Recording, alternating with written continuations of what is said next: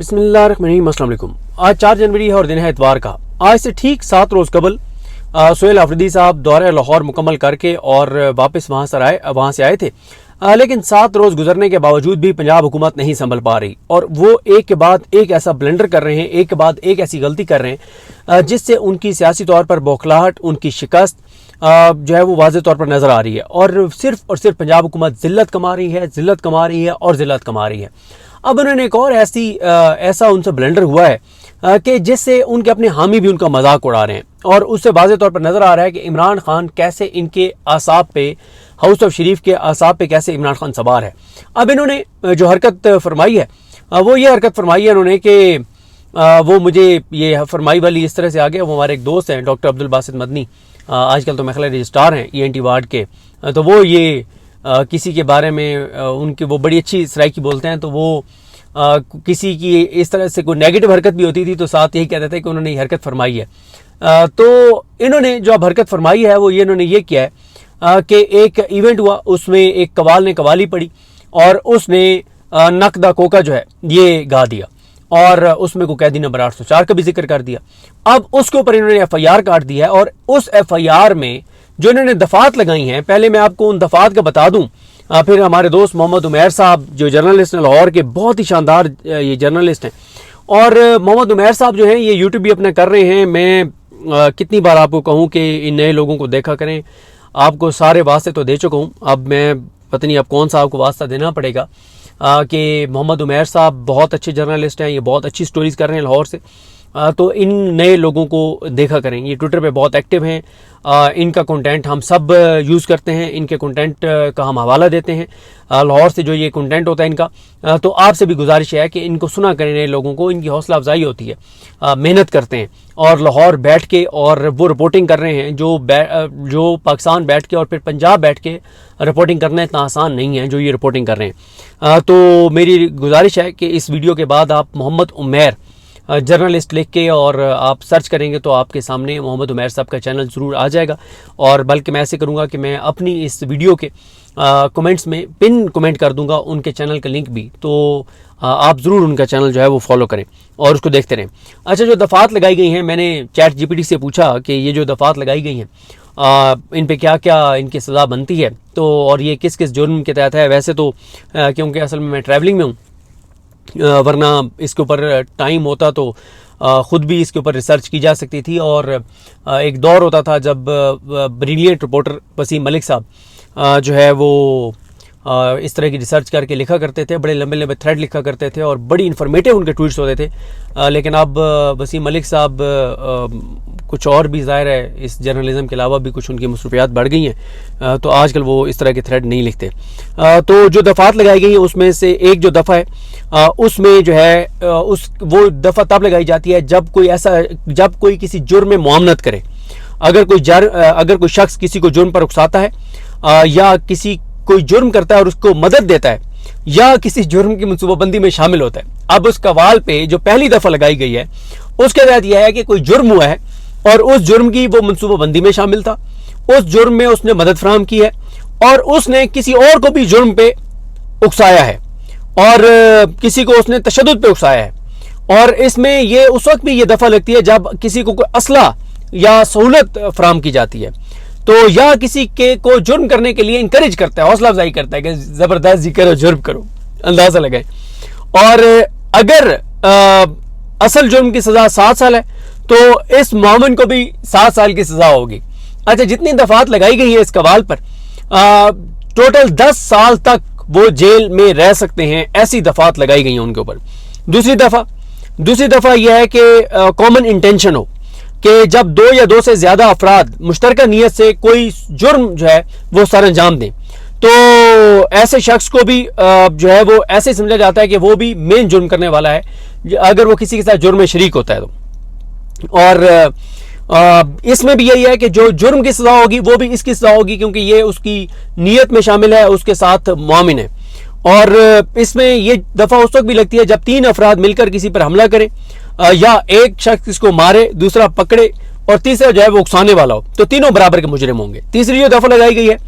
वो है कि इंटेंशनल इंसल्ट करना, किसी की जो है वो जानबूझकर किसी की तौहीन करना,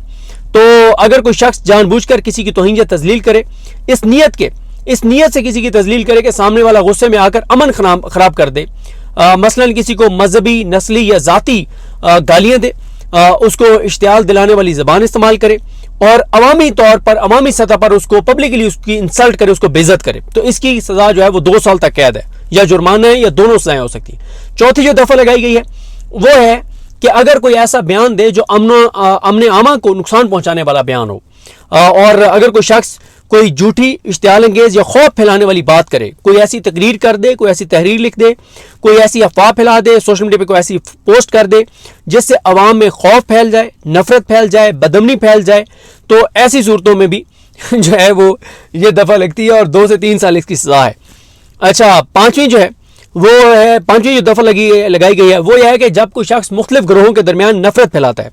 اگر کوئی شخص مذہب، نسل، فرقے، زبان یا قومیت کی بنیاد پر مختلف گروہوں کے درمیان دشمنی یا نفرت یا فساد پھیلائے، کوئی فرقہ وارانہ تقریر کر دے، کوئی مذہبی منافرت پھیلائے، کوئی نفرت انگیز پوسٹ کر دے، کوئی نعرہ لگا دے، تو اس کی سزا بھی 5 سال ہے۔ اچھا، اس حساب سے تو یہ 10 سال تو میں نے کم کہہ دیا ہے، میرا خیال ہے ٹوٹل کوئی 18 سے 20 سال ان کی سزا بنتی ہے۔ اچھا، میں ایف آئی آر کا متن آپ کو جلدی پڑھ کے سناؤں گا۔ پہلے 2-3 اپڈیٹس ہیں جو ہمارے دوست محمد عمیر صاحب نے ٹویٹ کیے ہیں۔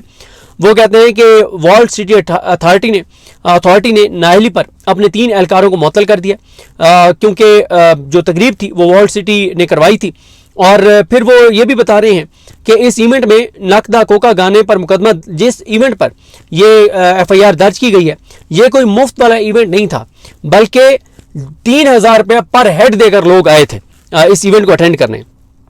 پولیس کے مطابق قوال مفرور ہے، ابھی تک گرفتار نہیں ہو سکا۔ افسوسناک کام یہ ہے کہ اب جو کوئی بھی یہ گانا گائے گا یا آگے شیئر کرے گا اس پر بھی مقدمہ، بغاوت کا مقدمہ درج ہوگا۔ اس سیکشن کے تحت بھارتی پرچم لہرانے پر اوکاڑے کے شہری کے خلاف بھی مقدمہ درج ہوا تھا، اندازہ لگائیں۔ اچھا، آخری جو انہوں نے اپڈیٹ دیا ہے محمد عمیر صاحب نے، وہ کہتے ہیں میری ابھی قوال فراز امجد خان سے بات ہوئی ہے، ان کے مطابق تقریب میں موجود ایک بندے نے دھمکی دے کر ان سے یہ گانا نقدہ کوکا گوایا، اور فراز امجد کے مطابق وہ نون لیگی ہے اور نون لیگ کوئی ووٹ دیتے ہیں۔ کیا یار، خدا کی قسم مزہ آ گیا، مطلب یہ اتنے واقعی ہے عمران خان ان کو نا جو کہتا ہے نا وہ ٹھیک کہتا ہے، اور وہ کیا کہتا ہے وہ آپ کو پتہ ہے، وہی جو آسمہ جہانگیر صاحبہ بھی کہتی تھی۔ اب ایف آئی آر کا متن سنیں جی۔ بخدمت جناب ایس ایچ او تھانہ باغپورہ لاہور، جناب علی، گزارش ہے کہ آپ کی توجہ ایک سنگین اور قابل تعزیر جرم کی جانب مبذول کرانا چاہتا ہوں، ایک بہت سنگین اور قابل تعزیر جرم کی جانب توجہ مبذول کرانا چاہتا ہوں کہ ایک عوامی ثقافتی تقریب کے دوران ایک ایسا واقعہ سرزد ہوا، ایک تقریب کے دوران، یہ کہاں پہ ہوا کہ یہ ہوا کہ جی شالامار باغ میں walled city of Lahore authority کے زیر تمام ایک music and cultural night programme چاندنی راتوں کے نام سے ہفتے کی شام منعقد ہوئی، جو کہ خالصتاً ثقافتی نوعیت کی تقریب ہوتی ہے جس کا مقصد ثقافت، موسیقی اور ہم آہنگی کو فروغ دینا ہے۔ اس تقریب میں کسی قسم کے سیاسی مواد یا سیاسی نعرے بازی کی اجازت نہیں ہوتی، مگر 3 جنوری کو قوالی نائٹ کے دوران قوال جس کا نام ہے فراز خان اور اس کے ساتھی کمالوں نے دانستہ طور پر بغیر اجازت کے ایک سیاسی اشتعال انگیز نغمہ گایا جس کے بول جیل اڈیالہ قیدی 804 ہوئے، جس میں بول یہ بولا گیا کہ جیل اڈیالہ قیدی 804 ہوئے، جسے انتظامیہ نے بند کرایا، یعنی یہ گانا اس نے گایا جسے انتظامیہ نے بند کروایا۔ اس کے نتیجے میں عوامی مجمع میں جوش اور اشتعال پیدا ہوا، امن عامہ متاثر ہونے کا خدشہ پیدا ہوا، تقریب کا غیر سیاسی اور ثقافتی مقصد سبوتاج ہوا، سرکاری ادارے کی ساکھ، غیر جانبداری اور وقار کو شدید نقصان پہنچا۔ قوال فراز خان کا یہ فعل انتہائی غیر ذمہ دارانہ، قابل مذمت اور قانونی حدود سے تجاوز کے مترادف ہے۔ فراز خان کا یہ عمل عوام کو اشتعال دلانے، عوامی نظم و ضبط میں خلل ڈالنے اور ریاستی ادارے کو متنازع بنانے کی کوشش ہے، جو کہ قابل تعزیر جرم ہے۔ میں اس قوال فراز خان کے اس عمل پر قانونی چارہ جوئی چاہتا ہوں۔ العارض ضمیر الحسن اور